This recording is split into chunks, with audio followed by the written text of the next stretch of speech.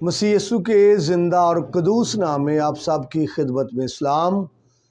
मैं हूँ खुदावंद का खादिम पास्टर यूनुस अहमद सालिम, आपकी खिदमत में हाज़िर हुआ हूँ खुदावंद के कलाम के साथ।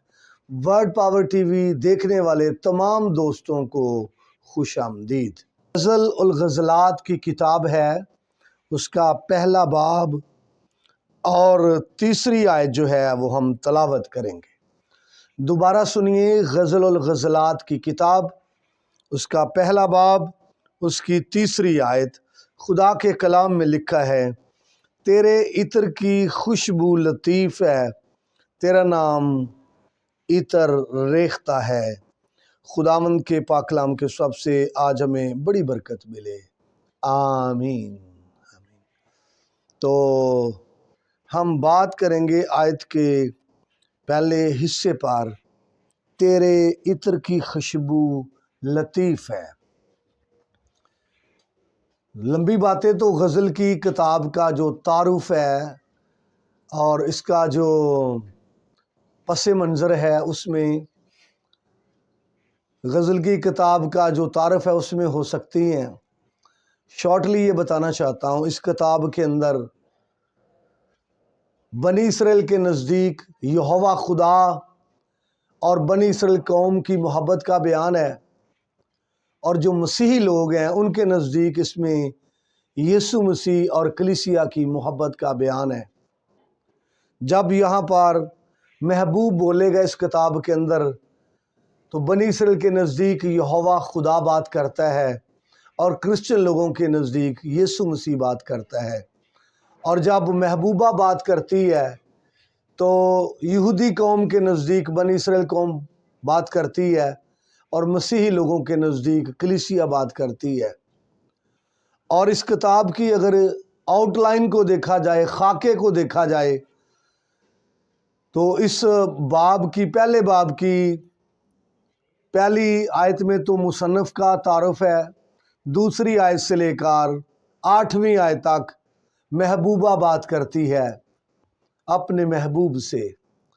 तो यहाँ पर जो हमने तीसरी आयत को पढ़ा है, ये अल्फाज महबूबा के लिए है, महबूबा के हैं, महबूब के बारे में वो कहती है, यानी कलीसिया बात कर रही है, कलीसिया कहती है। अगर शख्सी तौर पर देखा जाए तो कोई ईमानदार कहता है, तो आयत इस तरह से है कि तेरे इत्र की खुशबू लतीफ़ है। सबसे पहली बात इत्र के बारे में है, ये किसी खुशबू का नाम है। इत्र जब हम बात करते हैं और मुख्तलफ तरीक़ों से, मुख्तलफ जो है वो दरख्तों से और मुख्तलफ फूलों से और मुख्तलफ दरख्तों की छाल से जो है अतारी के तरीके से, गूंदी के तरीके से जो इत्र है वो तैयार किया जाता था, और बड़े बड़े कीमती जो इत्र हैं वो तैयार होते थे, जो माशरे में बड़े पसंद और लायक किए जाते थे। इत्र की बात करें तो इत्र के अंदर शेख श्यूख एक इत्र का नाम है, बड़ा फेमस है और बड़ा कॉस्टली भी है, और कोई 1000 रुपये या 12 रुपये तोला के लगभग इसकी कीमत है। और फिर ऊद के इत्र की बात करें तो ये भी बहुत कीमती हैं, और ये वो एरिया है, इलाका है जहाँ पर दरख्तों की छाल से, दरख्तों के गूदे से, दरख्तों के जो फूल हैं उनसे इत्र जो है वो तैयार किया जाता था उस एरिए के अंदर। तो यहाँ पर वो बात करती है, महबूबा अपने महबूब के इत्र के हवाले से बात करती है, कलीसिया बात करती है। तो सबसे पहली बात ये देखी जाए कि इत्र क्या है। इत्र जो है, एक हवाला मैं आपके लिए पढ़ना चाहता हूँ, बिल्कुल क्लियर हो जाएगा आपको इत्र वहाँ पर जो है वो किसको पेश करता है। तो ये हवाला है, पौलुस रसूल का ख़त है, कुरिन्थस की कलीसिया के नाम, दूसरा ख़त है, दूसरे बाब की 14वीं आयत में आपके लिए तलावत करूँगा। पौलुस रसूल का दूसरा ख़त है कुरिन्थस की कलीसिया के नाम, और ये दूसरे बाब की 14वीं आयत है। لکھا ہے مگر خدا کا شکر ہے جو مسیح میں ہم کو ہمیشہ اسیروں کی طرح گشت کراتا ہے اور اپنے علم کی خوشبو ہمارے وسیلے سے ہر جگہ پھیلاتا ہے۔ تو اس حوالے کو مد نظر رکھیں تو جو عطر ہے، عطر سے مراد خدا کا کلام۔ خدا کا کلام کے لیے بائبل کے اندر بہت ساری تشبیہات اور بہت ساری اصطلاحات استعمال کی گئی ہیں۔ تشبیہات بات کریں تو خدا کے کلام کو آگ کے ساتھ اور ہتھوڑے کے ساتھ اور دودھ کے ساتھ اور بیج کے ساتھ اور آئینے کے ساتھ، روٹی کے ساتھ اور قیمتی موتی کے ساتھ تشبیہ دی گئی ہے۔ تو اصطلاحات کی بات کریں تو خدا کے کلام کو کیا گیا کہ علم اور حکمت اور خوف اور شریعت اور آئین اور قوانین اور یہ ساری کی ساری جو باتیں ہیں یہ خدا کے کلام کے لیے اصطلاحات ہیں۔ تو ابھی جو ہم نے غزل کی کتاب میں لفظ عطر پڑھا ہے کہ تیرے عطر کی، تو وہاں پر جو عطر کا لفظ ہے وہ خدا کے کلام کے کو ظاہر کرتا ہے۔ تشبیہ معنوں میں عطر سے مراد خدا کا کلام ہے۔ تو یہ آپ زبور 19 دیکھیں، وہاں پر خدا کے کلام کی یہ 7ویں آیت سے شروع ہوگا، 7ویں 8ویں اور 9ویں آیت سے زبور 19 میں خدا کے کلام کی اصطلاحات بیان کی گئی ہیں۔ وہاں پر خدا کے کلام کو شریعت اور آئین اور خوف اور حکم اور اسی طرح سے قوانین وغیرہ کہا گیا ہے۔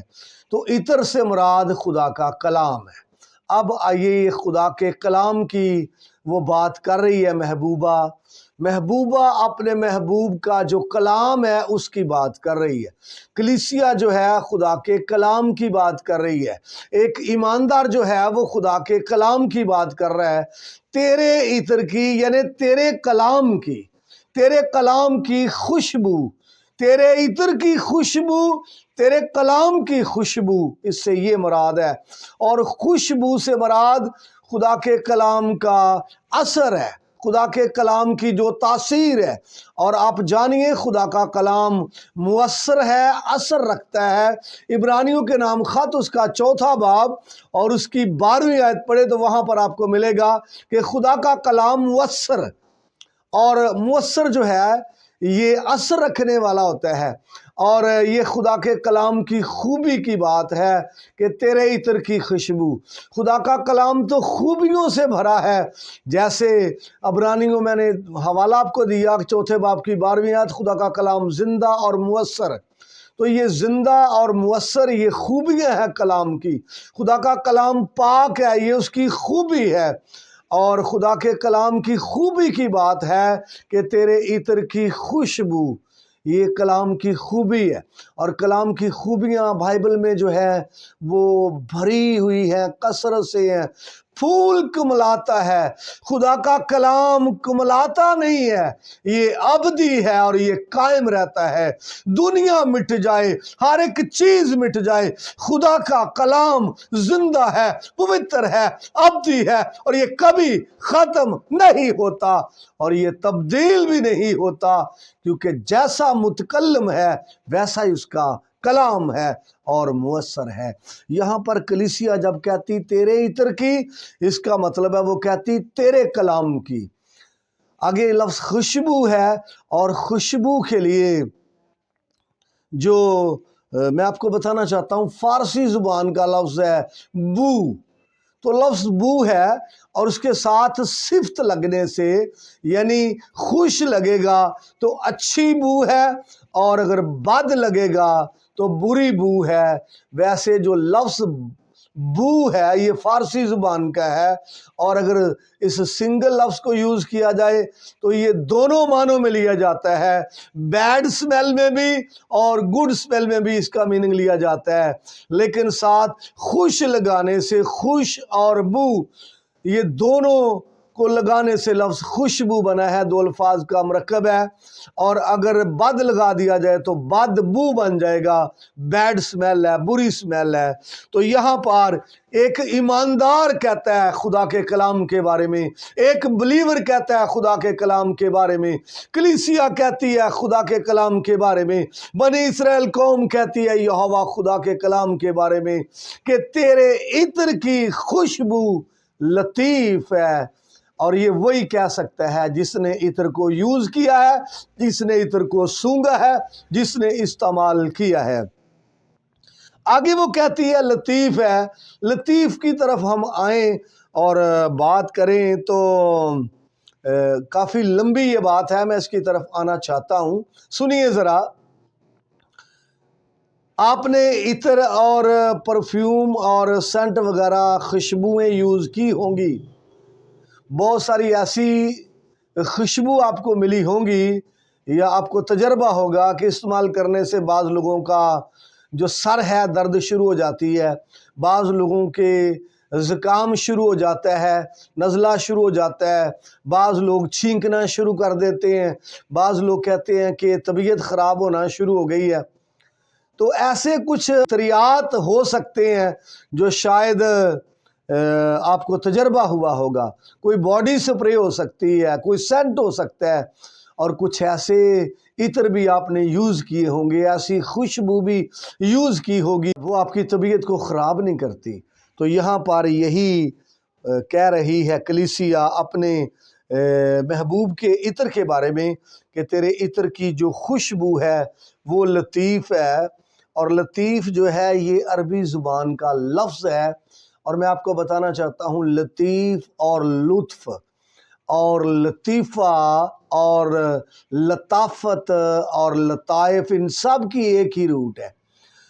तो लतीफ़ जो है इसको मैंने बाइबल के अंदर भी देखने की कोशिश की है, और अल्फाज को अगर मद्देनज़र रख के लफ्ज़ी बात की जाए, वर्ड स्टडी की जाए, तो लतीफ़ ऐसी चीज़ होती है जो मन को भाती है, जो अच्छी लगती है और जो कंफर्टेबल है और जो पुरसकून चीज़ है और जो सुकून पैदा करती है, राहत पैदा करती है, आराम पैदा करती है और अच्छा माहौल पैदा करती है, वो लतीफ़ है।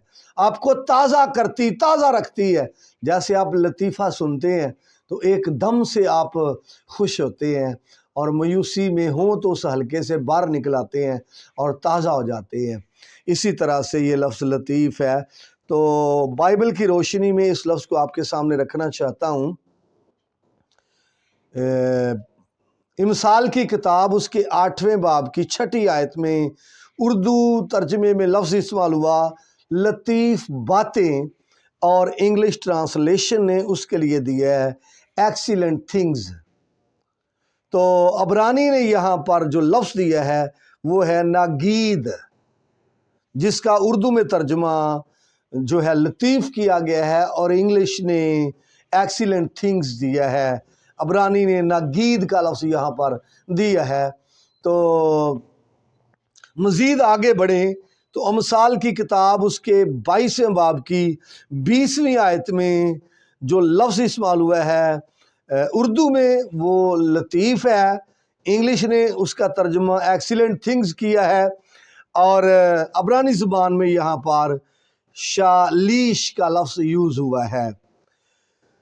तो फिर मिसाल की किताब 24 बाब की आयत नंबर 4 के अंदर लफ्ज़ लतीफ़ इस्तेमाल हुआ है।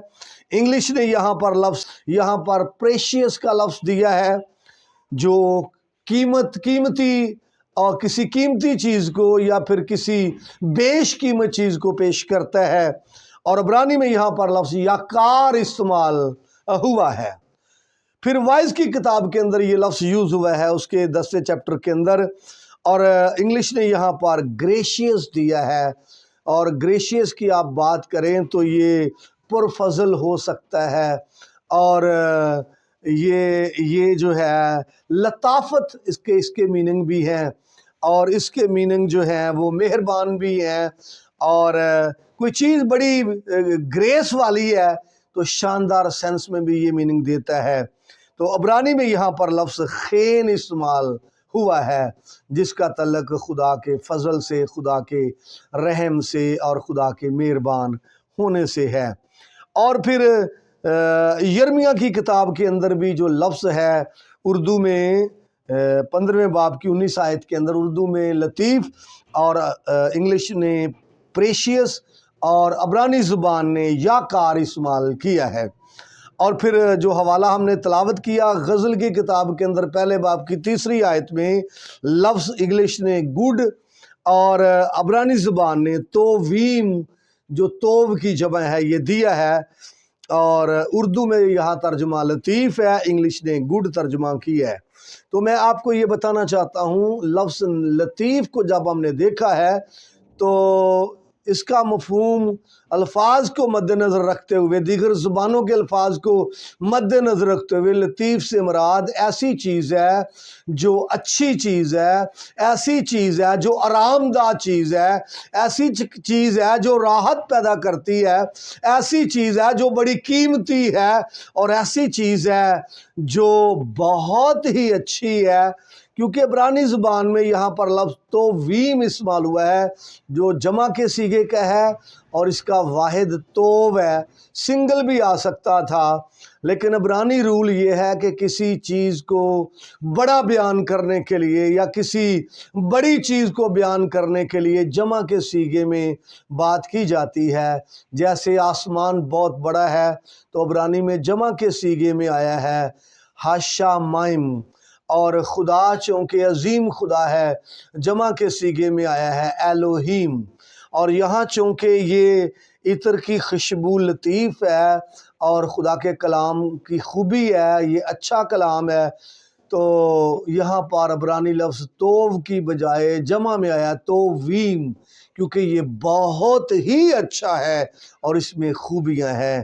میرے بھائی، امید کرتا ہوں آپ کو برکت ملی ہوگی، اور یہ خدا کے کلام کی ایک اصطلاح ہے۔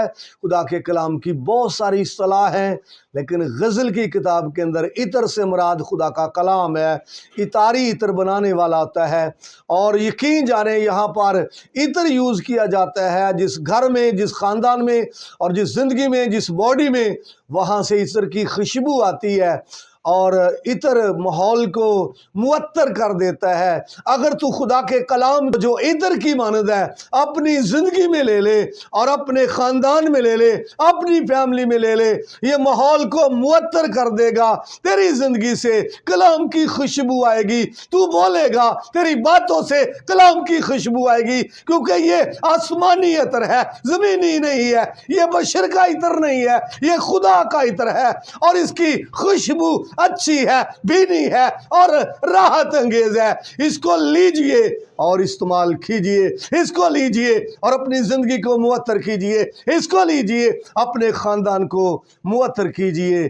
کلام کی میرے بھائی اور بھی بڑی اصطلاحات ہیں، اور بھی بڑی تشبیہات ہیں، اور بھی بڑی خوبیاں ہیں، مزید ان پر بات ہوتی رہے گی۔ مزید برکت پانے کے لیے آپ دیکھتے رہیے ورڈ پاور ٹی وی۔